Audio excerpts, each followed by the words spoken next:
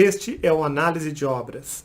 E hoje nós vamos falar especificamente sobre um capítulo de um livro, que é o livro Sapiens, Uma Breve História da Humanidade.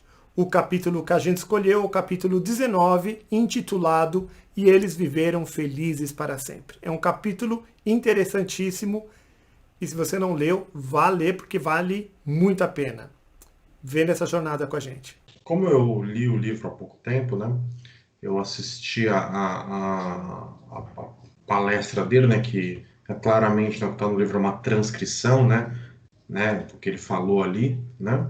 E, sem dúvida alguma, é um capítulo polêmico, mas ao mesmo tempo humilde, né? Que é uma característica interessante, né? Porque ao mesmo tempo que ele polemiza, por exemplo, falando sobre o fato dos historiadores nunca terem explorado devidamente a questão da felicidade na história, ele fala, no final das contas, é disso que se trata, né? Mas parece que essa não foi a questão que as pessoas mais se preocupavam ao longo das suas análises históricas, né? E aí ele, de modo irônico, né, fala, por exemplo, sobre o fato das pessoas terem feito revoluções, matado os reis, guerras, e no final tudo isso tem a ver com o hormônio e como o nosso cérebro lê esses hormônios, como que eles vão ativando determinadas sensações no nosso corpo, né? Então, na verdade, isso tem mais a ver com pílulas que a gente toma para ativar determinadas áreas do cérebro ou para estimular determinados hormônios do que efetivamente uma transformação social, né? E toda aquela efervescência da modernidade, de transformação do mundo, todas as teleologias que surgiram da Revolução Francesa, da perspectiva científica, dos socialistas, dos nazifascistas, né, que queriam salvar a humanidade purificando a raça humana, né? Tudo isso, na verdade, foi um grande equívoco para um dia chegar num mundo melhor, porque essa questão de nós nos sentirmos felizes efetivamente é uma questão neuronal, é uma questão do funcionamento do cérebro. É claro que essa visão, em certa medida, ela é reducionista, ele sabe disso, né? E aí ele vai para o que seria, digamos assim, talvez o grande mote do livro dele, que é essa ideia de ficções, essa ideia esse é o termo que ele usa, né? Das ficções que se consolidam, né, ao longo da história da humanidade, que seria essa grande qualidade dos sapiens, né? Porque nós conseguíamos construir ficções, enquanto, por exemplo, os neandertais não conseguiam. E isso permitia uma troca, uma constituição de valores que fazia com que uma rede de pessoas se ajudassem, enquanto os neandertais não tinham essa mesma capacidade comunicativa e inventiva acerca do mundo. E aí ele fala, né, sobre, por exemplo, o fato de que, depois que ele, né, faz essa provocação, né, de que, na verdade, é tudo uma questão de tomar antidepressivo, né, ele fala, por exemplo, o fato de um monte de pessoas fazerem uma série de coisas que não são prazerosas, mas que elas fazem porque elas se sentem bem, elas se sentem recompensadas de acordo com essa gama de valores estabelecidos pela cultura delas. Por isso que, por exemplo, um cavaleiro enfrenta uma cruzada. Ele enfrenta uma cruzada não porque é legal colocar uma armadura que pesa 30 quilos e rachar a cabeça de outra pessoa com uma espada, mas sim porque ele sente que ele está fazendo uma missão para o bem da humanidade. Né? Assim como eu imagino que os nazistas não tinham muito prazer em ver corpos de judeus mortos, empilhados, né? Mas sempre que eles achavam que eles estavam fazendo isso por um mundo melhor. Ou mesmo terroristas que enfiam aviões em prédios, né? Eles acham que eles estão derrotando um grande inimigo, né? No fundo é isso. Até mesmo o autossacrifício, né? Que seria a morte, né? Portanto, a ausência de qualquer possibilidade de vida feliz, né? Porque ele não sentiria nada, a inexistência completa, né? É o oposto do êxtase, né? O oposto do celebrar, talvez, a gente pode até conversar sobre isso. Ele está de acordo com essa narrativa que faz com que ele se sinta alinhado, né? Com todos esses valores. E aí ele, né, fala que a corrente de pensamento que mais estuda, né, a felicidade, que estuda há séculos, é o budismo. E o budismo fala justamente sobre essa questão de você se sentir bem com você mesmo e traça no final um paralelo com essa questão ocidental de nós nos sentirmos bem com nós mesmos, né? E depois ele fecha, como eu disse, de modo muito humilde, né? Falando que a gente ainda não sabe nada, que o debate só começou há pouco tempo. Então, como eu disse no começo, é um capítulo polêmico e humilde. E aí, Henrique, o que você achou? Não, antes de eu seguir com as minhas ideias, eu queria saber quando você, porque eu sei que você acabou de ler o livro faz pouco tempo, então você leu ele na sequência e você passou por esse capítulo. Só que quando a gente está lendo na sequência, às vezes a gente passa batido um capítulo como esse. Esse capítulo mexeu com você? Você percebeu ele assim com o peso que talvez você esteja percebendo agora? Porque agora você deu atenção para ele, né? Eu diria que esse capítulo ele foi bem inesperado, né? Na verdade, né? Eu não esperava que ele ia chegar a debater a felicidade, né? Eu achei isso interessante, né? Porque eu imaginei que ele ia acabar em discussões, digamos assim, mais, entre aspas, convencionais, sabe? Eu não imaginei que ele ia chegar e falar, olha, no final das contas, isso tudo se trata da nossa felicidade.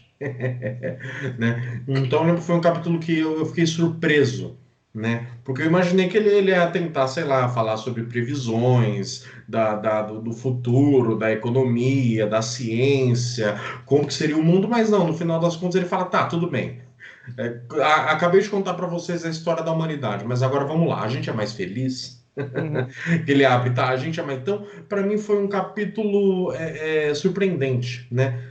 E revisitando ele agora, eu pude perceber melhor o peso que ele tem no livro. Porque no final das contas é quase como se eu senti até uma certa no começo do capítulo, né? Quase como uma sátira de que na verdade a gente está tão perdido na história que a gente nem sabe, no final das contas, do que a gente quer, né? Tanto que ele fala, eu lembro logo no começo do livro, quando ele fala da revolução cognitiva, do começo da agricultura, né?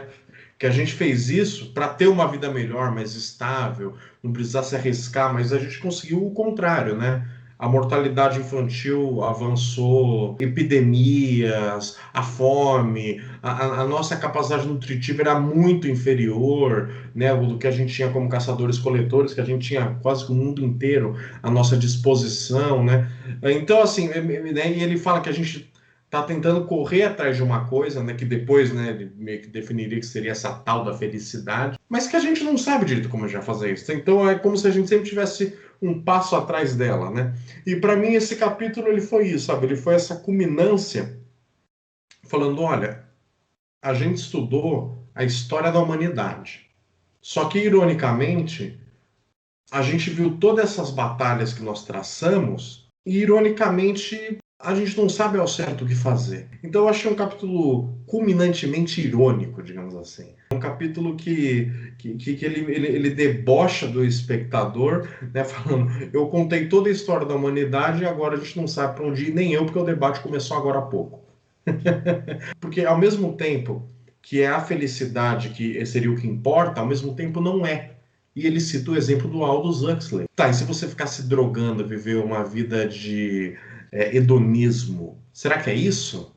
Não, não é isso. Quer dizer, né, porque aí você não estaria de acordo, alinhado com essa perspectiva do imaginário do seu grupo. Mas o imaginário não te leva necessariamente à felicidade. Então, é como uma faca de dois gumes. Né? Então, lendo, agora dando mais atenção para esse capítulo, eu percebo o peso que ele tem no sentido de que ele é culminante falando sobre o que se trata, mas ao mesmo tempo irônico, porque mostra que a gente nunca teve tão perdido assim. Esse capítulo, para mim, ele parece que é meio que... Ele é impactante para mim, ele é muito forte. Ele é muito forte. Eu sinto que uma pergunta muito comum que é feita para todo mundo, mas o que te faz feliz? É uma pergunta muito comum hoje, né? Século XXI, a pessoa está confusa lá entre o trabalho, relacionamento, mas o que te faz feliz? E aí, esse daí é um momento do pega a pessoa e vamos alinhar entre essa pessoa. Então você faz uma pergunta impactante assim para ela e fala, mas o que te faz feliz? E aí a pessoa sempre tem alguma coisa muito clara que ela recita, né? É isso que me faz feliz, ou é aquilo que me faz feliz. E aí você vê num questionamento grande do Harari que a pessoa, quando ela diz alguma coisa, é uma mera ficçãozinha, sabe? Que ela ou pegou da sociedade, ou ela pegou do discurso coletivo, ou ela pegou da história da família, ou ela inventou, né? Se ela falar que quer um carro, é porque ela quer o carro. Se ela falar que quer uma casa na praia, é porque é a casa na praia. Se ela falar que precisa ser um grande profissional de tal área, é porque ele... Sabe? Tudo é muito mentira. Então, outra coisa que eu acho que esse livro me impacta muito é a história da ficção, que você falou que é um tema recorrente, acho que é um dos temas mais fortes desse livro. E quando você chega na história da ficção, e ele diz também em algum momento do livro que na vida é um monte de circunstâncias que foi se desdobrando, desdobrando, nada foi feito por nada, sabe? É uma mera consequência que a própria ciência atual chegou nesse entendimento, que ninguém vai para o céu no final das contas. Que se vier um cometa bater no planeta Terra e ele explodir, o resto das constelações e do universo vai continuar muito bem, obrigado. Então, quando a gente põe a gente no centro do universo, porque a gente acaba fazendo isso o tempo todo, né? Nossas dores são tão importantes, os nossos quereres são tão importantes. E de repente você fala, bom, o cara está falando lá que nada faz sentido, que é tudo uma grande mentira, que a vida é uma grande ilusão, e que você inventa uma ficção ou pega uma ficção de última hora e vai vivendo a ficção simplesmente para se sentir feliz, que é uma mentira, né? A felicidade talvez seja até aconteça por alguns instantes, mas depois ela já logo desaparece. Mas é uma ficção, é aquela história de subir no Everest, é a história de casar, ter filhos, é a história de comprar uma casa, é a história de conseguir o tal emprego. E aí aquilo lá, depois que você consegue, ele acaba. Aí você pode discutir no nível químico, você pode discutir no nível ficcional, mas depois dá tudo zero igual a zero, dá tudo, né? A gente somos seres insignificantes que não vai para lugar nenhum, e toda essa explicação que a gente dá, que as religiões dão, né? Essas explicações fantásticas de céu, de iluminação, mesmo dentro do budismo, a ideia é que você vai transcender e se iluminar e que vai chegar no estado de Buda. Quem disse? Né? Quem disse que aquilo lá acontece? Não é outra ficção, não é mais uma mentira dentre tantas. O que você acha? Não dá um vazio existencial? É tipo assim, mentira tudo? Tudo é mentira? Então não vou fazer mais nada. Ou senão vou inventar uma ficção de última moda, a ficção que nem você falou dos cruzados. Vamos matar umas pessoas aí, porque é da hora fazer isso daí. Me dá sentido, eu vou defender minha honra e meu país. Né? Quanta gente não matou o outro em nome da honra e do país? Sem dúvida alguma. Bom, essa questão, né, da ausência completa de sentido da vida, ela foi percebida por aquele movimento intelectual francês muito famoso, né, que é o estruturalismo. O estruturalismo, que tem filósofos, né, talvez o mais marcante dele, que é o Jean-Paul Sartre, né? E o Sartre, ele colocava que a gente chegou num estágio de compreensão onde a gente percebeu que a existência precede a essência, né? O contrário de outros tempos, como Idade Antiga, que acreditavam que na verdade haveria uma estrutura metafísica, certo? Tem cosmos, tem um Deus, tem uma religião, né? Tem uma mística que vai definir quem você é. E você vai ter que seguir esse caminho teleológico de início, meio e fim, né? Ele diz que a gente chega num momento onde, na verdade, a gente descobriu que a existência é o que precede a essência. Então, nós é que vamos dar sentido à nossa própria vida, né? Nós existimos, depois nós atribuímos sentido a essa existência. E isso, em última análise, é angustiante, né? E aí o Sartre fala a sua famosa frase: nós estamos condenados à liberdade, né? É essa angústia da liberdade de pensar que a gente está inserido em um contexto que a gente criou valores, os valores foram construídos, né? Nietzsche fala na genealogia da moral. A algum momento alguém definiu o que era o bom e o que era o mal. A gente partiu dessa concepção, né? Isso, né? Isso não está escrito em mármore. Não é como Platão, que acreditava que existia um mundo das ideias onde os valores, a justiça, o belo, o bom, estava tudo ali, né? O que é o vício? Não. Na verdade, não está lá, né? Está aqui, né? Está aqui na matéria. E então eu acho que a primeira coisa, sim, é extremamente angustiante perceber isso. Porque, como dizia o colega do Sartre, Albert Camus, nossa condição é um absurdo. Porque ao mesmo tempo que a gente existe, não há explicação para a nossa existência. Né? Ah, mas nada existe. Pô, mas a gente está aqui.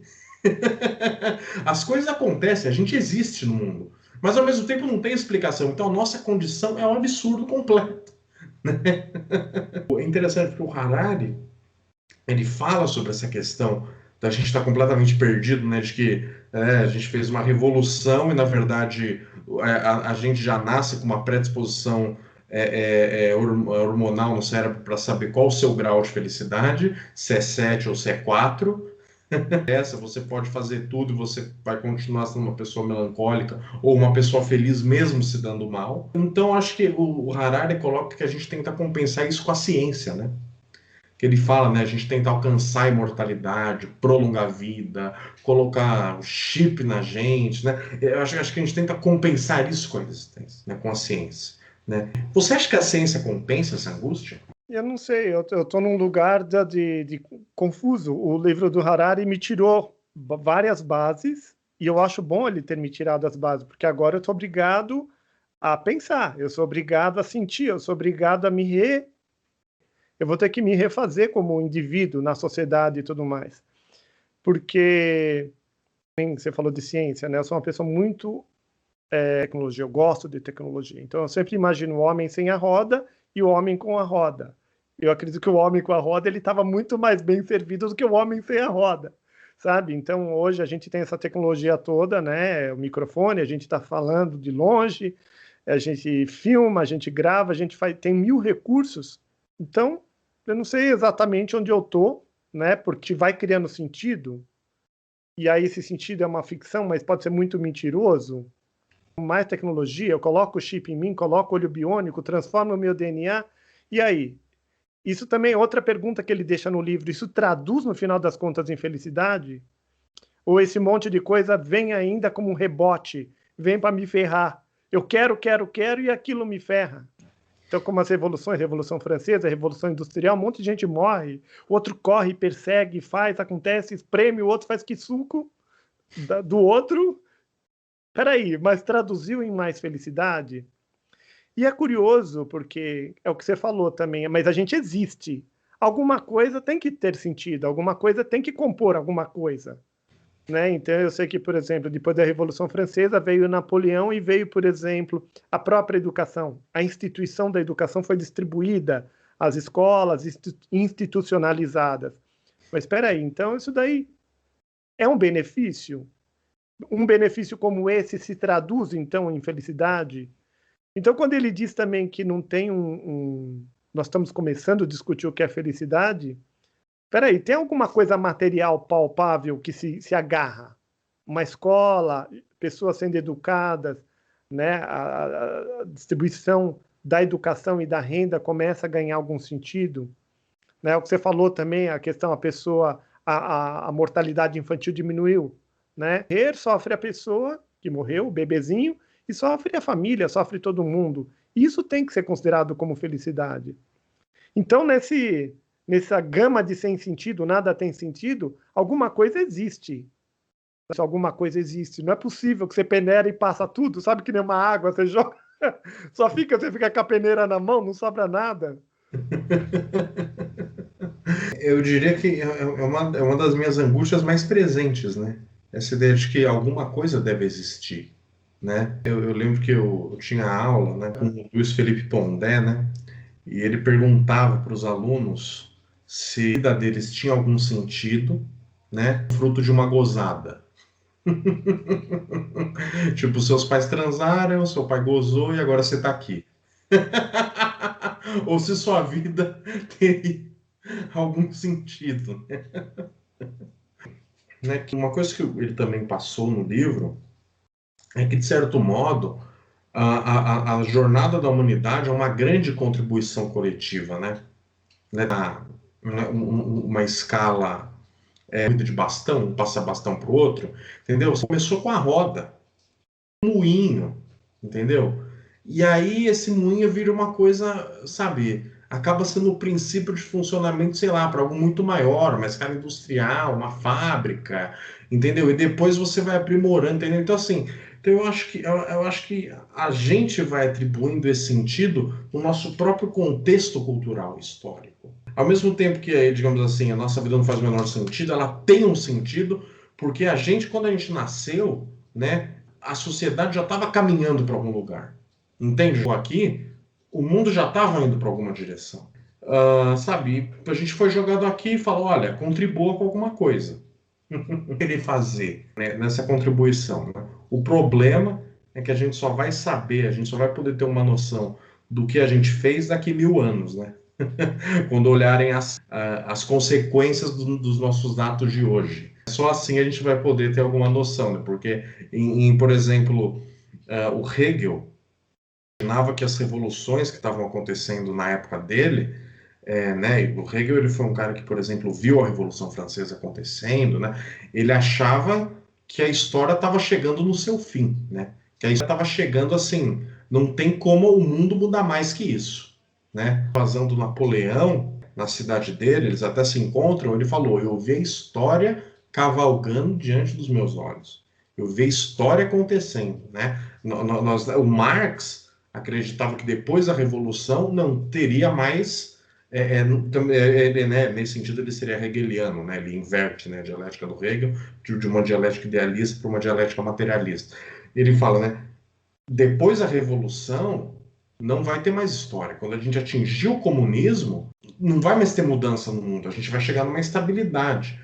Quando a União Soviética caiu, um teórico hegeliano disse, a história chegou no fim. A gente chegou no grau máximo que a humanidade poderia chegar, né? Só que agora, depois de todos os acontecimentos, a ameaça à democracia e tudo mais, só mostrou que, na verdade, ainda tem muita água para rolar debaixo dessa ponte, porque não tem pódio de chegada, né? Então, respondendo a sua resposta, eu acho que essa coisa que tem, ela tem na medida de um diálogo histórico-cultural com o nosso contexto. Mas, ao mesmo tempo, ela não tem porque não teria um pódio de chegada. Né? Fim. Falando, eu estou pensando em outras conversas que a gente teve. Eu pensei naquilo quando a gente pensou sobre casamento, por exemplo. Você vive com a pessoa, um casamento, e vão acontecendo muitas coisas. Né? Tem alegrias, tem tristezas, tem dramas. E aí, chega lá na frente, os dois estão se estapeando. Aí acaba o relacionamento, a pessoa vai embora. Tudo bem, né? Não concluiu, não tem, é como você falou, não tem pódio, não tem palmas, não tem nada, não tem louros. Mas o que se viveu não conta? Aquilo conta, né? A pessoa, a pantomima, ela viveu alguma pantomima se deu, né? E obra na nossa vida, entre mentiras e verdades e tudo mais, é uma pantomima que ela existe, ela tem que ver valor e reconhecer talvez que o mérito a graça da brincadeira esteja nisso, então.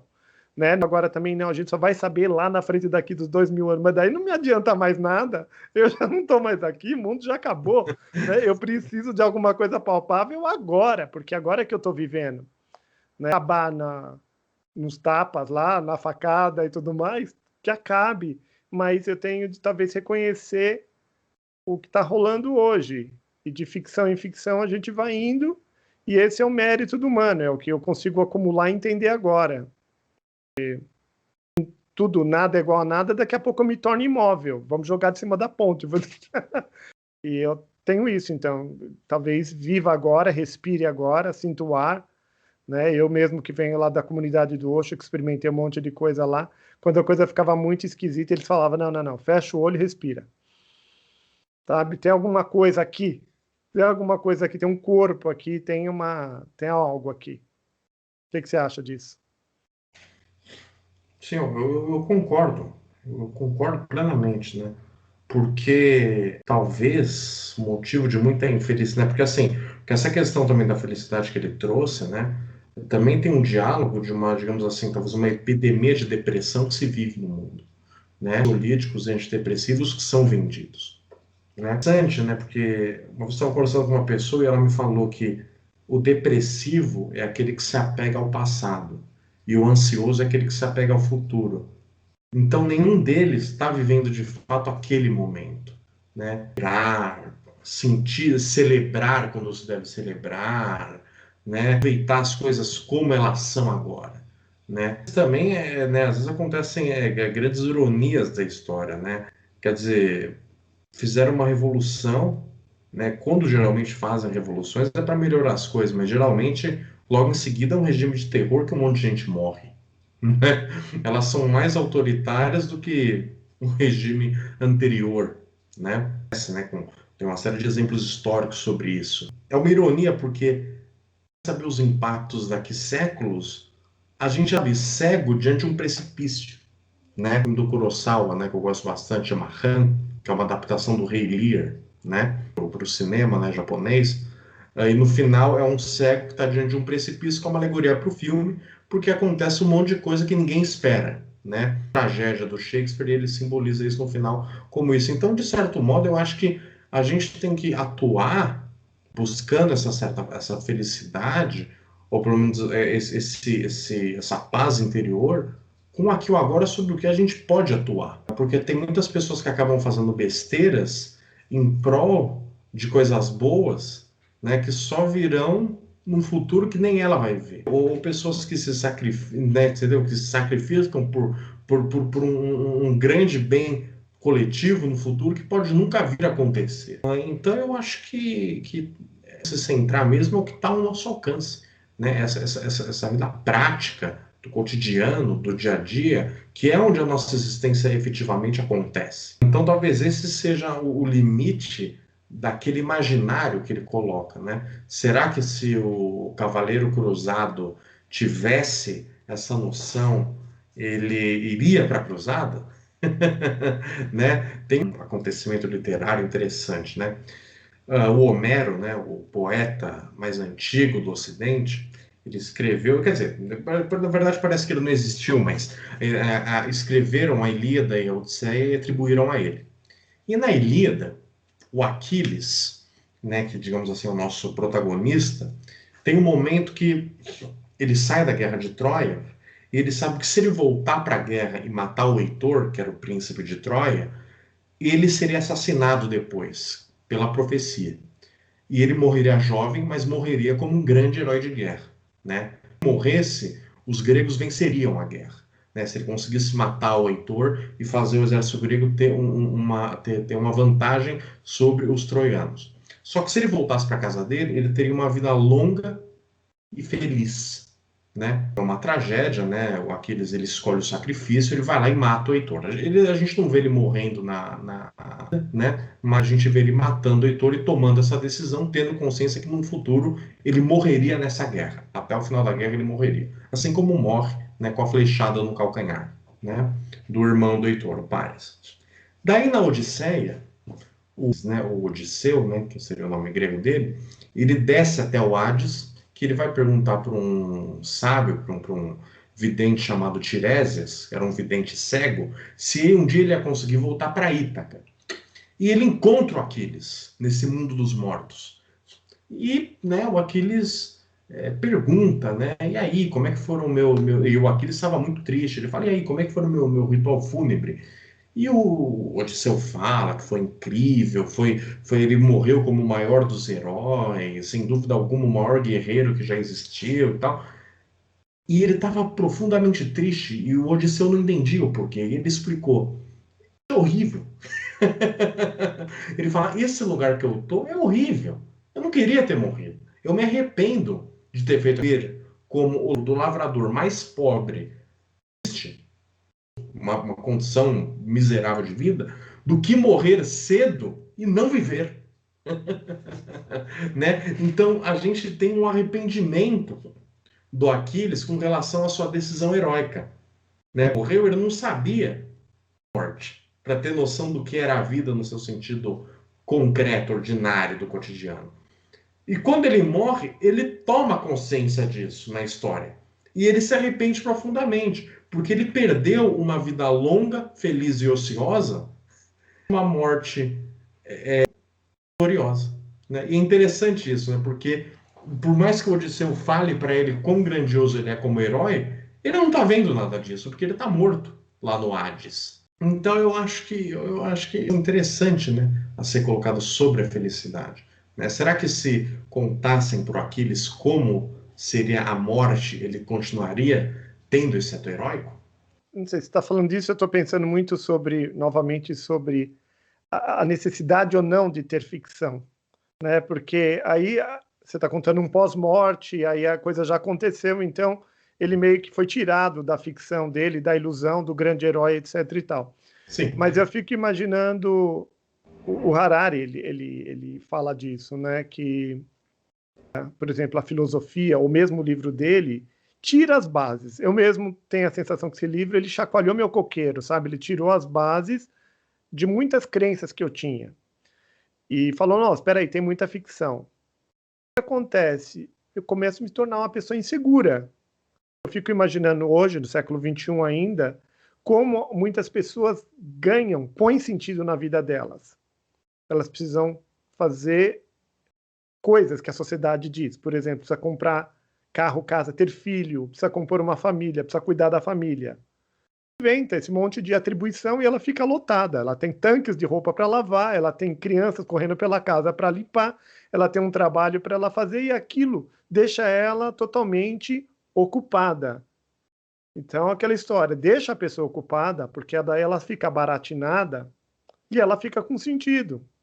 Né? Assim como o cruzado tinha sentido, é o que você falou, colocar uma armadura de 30 quilos e quebrar a cabeça do outro, tem sentido. Volta para casa, toda pantomima, todo movimento teve sentido. Agora, o problema é quem realmente vai para esse lugar da filosofia e fala, peraí, nada tem sentido, eu vou viver o dia a dia, eu vou respirar, peraí, tem alguma coisa aqui agora, mas que hoje, século XXI, com essas instituições meio falidas, a religião, por exemplo, a religião cristã está meio falida. Ainda tem muita gente que está lá e aí aquilo compõe um sentido danado. Mas quem não está lá, está onde? Está num hedonismo danado, transando que nem louco, dia, tarde e noite? Tudo bem, compôs um sentido para ele, mas também o outro, se conseguiu enxergar que a religião não funciona, que o hedonismo não funciona, sabe? O negócio acaba, desemboca no Prozac. Não desemboca no Prozac? Como você compõe sentido para você? Ilusão do momento. Trabalhar, que você vai arrumar um bom emprego, que você vai casar e ter filhos. Como você tá se iludindo no momento? É engraçado, porque eu estou colocando de um jeito assim que é meio para provocar mesmo. Você se sente que você está se iludindo? Ou você fala, não, não, é isso mesmo que eu tenho de fazer? Porque também, se Sim. não fosse isso que eu fosse fazer, eu não saberia fazer outra coisa. Que outra coisa que eu iria fazer, então? O que é o certo, então, nessa história? Caminhando nada tradicional de emprego, família, filhos, Disney, né? Certo? Eu sei que pode acontecer algo como aquele filme maravilhoso, Beleza Americana, né? Ele tem um way, né? Tipo, deu tudo certo, mas ao mesmo tempo não deu, né? Porque ele foi uma vida profundamente feliz. Mas eu sinto que eu só vou saber isso se eu passar por isso, né? Eu sei que eu não tenho muitas chances.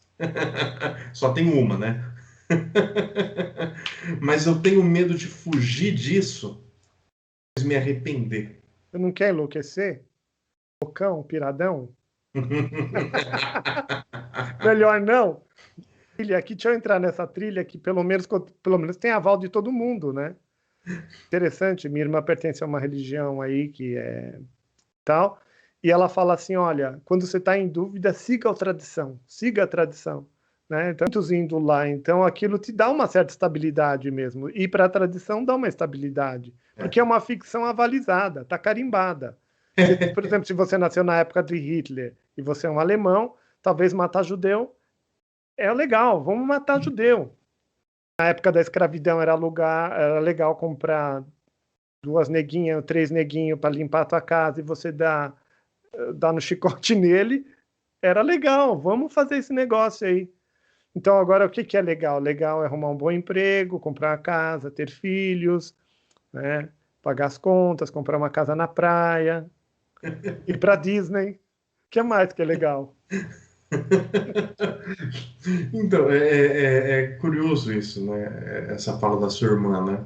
Na dúvida, siga a tradição, né? Porque é atestado que. Não, traz segurança. Vamos e convenhamos. Se você tá pirando na batatinha, vai naquilo ali, porque aquilo ali tem suporte, né? Então, eu tava lendo, eu li um livro, né? Dostoiévski, né? Chamado Os Demônios, né? E o Dostoiévski, ele escreveu esse livro para combater o niilismo, tomando voz na Rússia, né? O niilismo, que é essa questão de você negar valores, né? Tudo é uma invenção, né? É, escrito em mármore, digamos assim, né? A ideia platônica do mundo, onde as ideias e os valores estão pré-constituídos, a existência precede a essência. E aí o Dostoiévski, ele temia que essa falta de sentido ela levaria as pessoas a tomar atitudes que seriam danosas à coletividade, né? Que nesse caso maior seria a Rússia como um todo. E ele condena, por exemplo, grupos anarquistas, socialistas, né? Que eles chegavam a cometer atentados ou coisa do tipo, não escrever texto de Facebook, né? Na época dele, os caras tinham um compromisso mais hardcore ali com a causa, né? E uma frase que o Dostoiévski coloca, uma frase muito famosa, né? Que não nesse livro, mas que aparece numa das obras dele, se não me engano, Irmãos Karamazov, ele coloca: e se Deus não existe, tudo é permitido? Então, né? Tudo é isso, uma historinha, tudo é, né? Tudo é um blá blá blá. É uma questão de poder das instituições. Então eu posso fazer de tudo, né? Porque me pegar nessa vida, ninguém vai me pegar na próxima, porque nem existe próximo, né? E ele tinha medo que isso levasse as pessoas a cometer assim atrocidades que são danosas ao coletivo, né? Então, de certo modo, seguir a tradição é talvez um voto de fidelidade ao coletivo, né? Tipo, ó, eu sou um cidadão de bem. Tipo, eu não sou muito louco, sabe? Eu não quero. Eu não vou causar, né? Eu não vou causar, eu vou ficar na minha, eu vou seguir a tradição, eu vou para Disney, né? Eu acho bom, quer dizer, no final das contas, o Dostoiévski não estava totalmente certo, porque diante da falta de sentido, a gente não tem um grupo de serial killers, né? A gente tem mais pessoas que tomam Prozac mesmo, né? Que eu acho que também é um modo de você tentar se inserir nisso. Né? A Maria Taquel tem um livro, que é O Tempo e o Cão, e ela fala que o problema da depressão, os problemas, é que ela para a máquina, né? Você não quer mais fazer nada. Só que você está no mundo capitalista, você tem que produzir, você tem que trabalhar, você tem que se especializar, você tem que estudar, né? Então, Prozac. Para você comprar a máquina continuar girando. Tipo, olha, mas eu não acredito nisso, é tudo mentira. Tá, tudo bem, toma isso aqui. Que pílula você quer? Né? Que pílula você quer, Não, você tem né? que funcionar. Segunda-feira você tem que estar no seu É, posto, né? tipo, ó, Mas isso porque nós estamos dentro de uma máquina, né? Que nem a gente querendo ou não querendo, hoje é século XXI, a gente está falando aqui como não tem sentido de cá, não tem sentido de lá, mas tem um vagão correndo aqui com toda a velocidade, né? Você tem de, se eu não pagar IPTU, problema. Eu moro num apartamento aqui, se eu não pagar o condomínio, primeiro mês, segundo, terceiro, já começa a virar um fuzuê na minha vida, porque vão bater na porta aqui, porque o outro também precisa receber. Então a gente vive no encadeamento, né? Se você precisa do dinheiro, porque você precisa pagar o outro que também precisa do dinheiro, e existe toda uma cadeia, né? As distrações, elas ficam assim meio, eu não acredito nisso, eu não acredito naquilo, mas peraí, a hora que você abre a porta da frente, você precisa comer. E aí o comer nessa sociedade quer dizer um monte de comportamentos mandados. Aí você vê que você é um pau mandado, querendo ou não. Mesmo sendo filosófico, tudo, querendo ser o mais guruzão e filosofão que você puder, você é um pau mandado. Você gosta de ser um pau mandado? eu.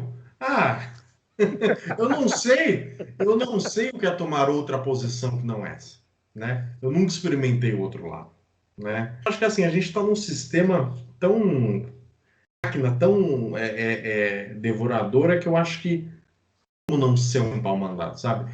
Eu acho que é um processo porque, assim, nem se o CEO da empresa poderosa que comanda, se ele começar a ser muito louco, vão falar, ô querido, Não, eu acho que ele é o primeiro que ó o breca, pivô. porque tanta gente depende dele, ele que não pague a primeira conta dele, que ele vai ver o que que acontece. É, Né? Eu acho que quanto mais coisa você tem, mais você deve. Né? Lá, a casa que eu alugo, que é tipo uma pousada, e perto lá de mim tem um monte de gente que invadiram as casas, as terras e tudo mais. Eu tenho um monte de obrigação, muito mais do que eles. Eles, a terra não é deles mais ou menos. Então, quanto mais coisa você tem, mais encadeado você está. Que nem você falou, presidente aí de uma grande empresa, meu, ele tá. esse é, Esse é um pau mandado total. Total pau mandado. é É ruim se interessante. sentir pau mandado, né? A gente fala, nossa, eu sou dono da minha vida. Não, não sou, não. Isso não começou agora, porque a gente leu o livro lá do Harari, e desde a Revolução Agrícola, ou mesmo do caçador-coletor, no momento que você está agremiado com outras pessoas, você já virou um pau mandado, porque o outro precisa, o outro vai, você precisa e o outro está ali, né? Então, essa liberdade, ela é bem limitada, né? Então, eu acho que é por isso que, assim, digamos assim, tem os valores tradicionais que foram construídos ao longo de séculos, né? Tem essas pessoas que não conseguem se sentir inseridas e acabam ou tomando Prozac, ou se suicidando, ou sendo muito loucas com sistemas alternativos. Mas tem aqueles que acho que tentam achar uma certa liberdade com, assim, com esse caldo cultural mais comercial, tipo aquilo que você uma vez falou para mim, o Deus Gororoba, sabe?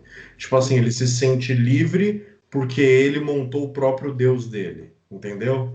Tipo, é um pouco daquilo, um pouco disso, bibibi, bababó. Então, não, é a minha perspectiva de vida, sabe? São os meus valores.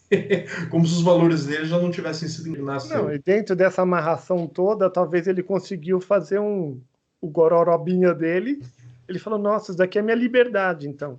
A minha liberdade é o direito de fazer minha gororó, porque É, o resto tudo estava engessado. O resto todo na sociedade está engessado, né? O trabalho, o ganho do dinheiro, como você vai conseguir tua comida. Afinal de contas, a gente precisa da comida, né? eu acho que o negacionismo também entra nisso, né? Aqueles caras que falam, não, tipo, eu saquei, o homem não foi para a Lua. É tudo um grande sistema, tipo, sabe, a Terra é plana. É tudo um grande sistema para me convencer, mas, tipo, eu sei, né? Tipo, meu, eu tô lutando contra, sabe?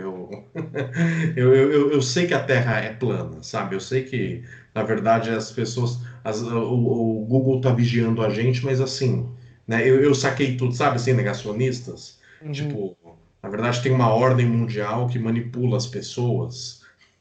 E só ele sacou isso. Ninguém mais sabe, né? E ele sacou isso vendo vídeo no YouTube, né? E essa ordem mundial que controla o planeta inteiro não consegue derrubar um canal de YouTube, né? O que é É. mais impressionante, né? Eu acho que isso dá vazão, sabe? A esse novo tipo de coisa, ou essas novas espiritualidades, assim, sabe? O Gororobinha, ele achar que ele tem liberdade, os próprios valores, o próprio, né? Ele Também a questão da escravidão, né? Eu sempre penso escravo, escravo, o negro lá que vinha da importado África, da África, arrastado pela corrente, e hoje em dia a pessoa classe média nessas empresas ou trabalham na agricultura de alguma forma, ela, ela na verdade ela tem mais liberdade. Ela acorda às 4 da manhã, viaja 2 horas de ônibus, fica 10 horas em pé trabalhando, atendendo um balcão ou fazendo alguma coisa bem mecânica, depois ela né? viaja mais 2 horas para dormir na senzala moderna dela do século XXI. Mas ela tem mais liberdade. Então, dentro dessa pequena articulação que ela consegue fazer, ela consegue comprar guarda-roupa nas Casas Bahia, ela consegue fazer algumas coisinhas. Uhum. O negro que estava no chicote na senzala, ele não tinha movimento quase. O atual tem movimento. Então, talvez esse é um ganho, inclusive, social, cultural, né? Tipo, no final das contas, ele te recompensa com uma TV plasma, assim. Sim. Com férias na praia, uma semana na Não, praia. tem coisas bacanas, né? Que nem eu fui para os Estados Unidos, eu fiquei meio surpreso que eu fiz uns cruzeiros lá, né? E aqui no Brasil fazer um cruzeiro é uma coisa portentosa, né? Custa Sim, caro e é complicado e tudo mais.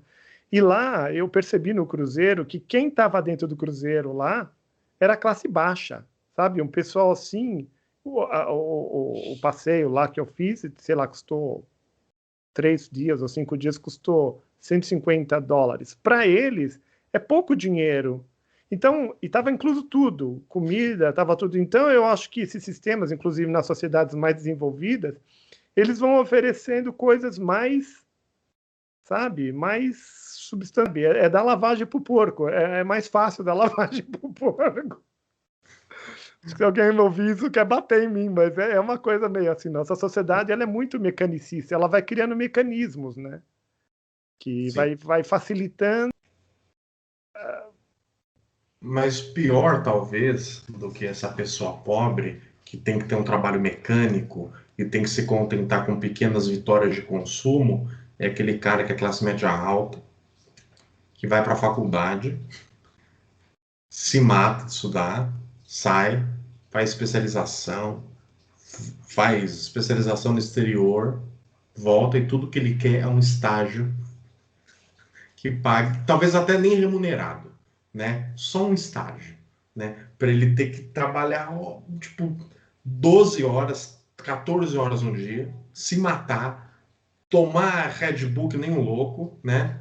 Para chegar em casa dormir e acordar e voltar para a empresa e trabalhar. E se a mulher congelar os óvulos, né? Para depois tentar ter filho lá para os 40 anos, né? Tipo, né? Tipo, só que em vez de, sei lá, né, em vez de comprar, sei lá, um armário nas Casas Bahia bacana, automático, sei Não, lá. então, eu estava conversando no Natal com a minha irmã sobre isso, sobre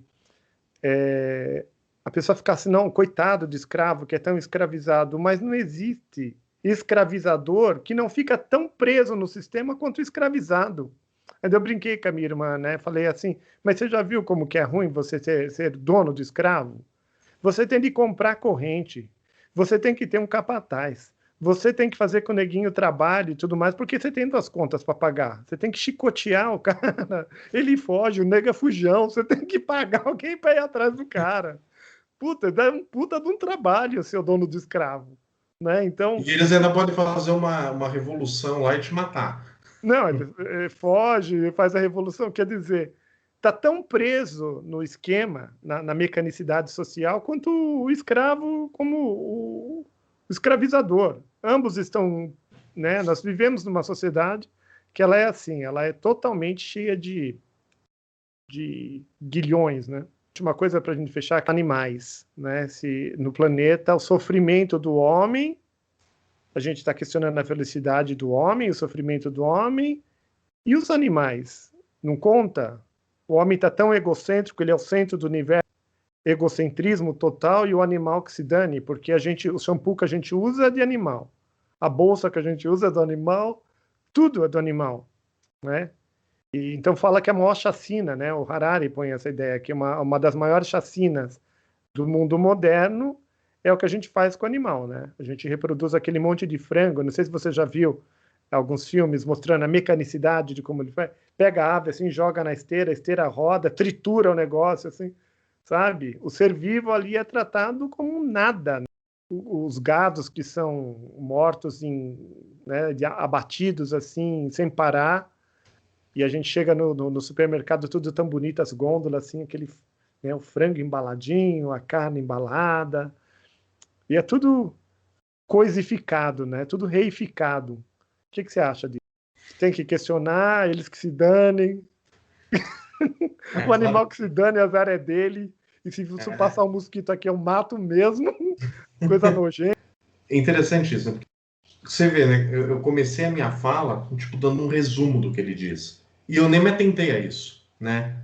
Uhum.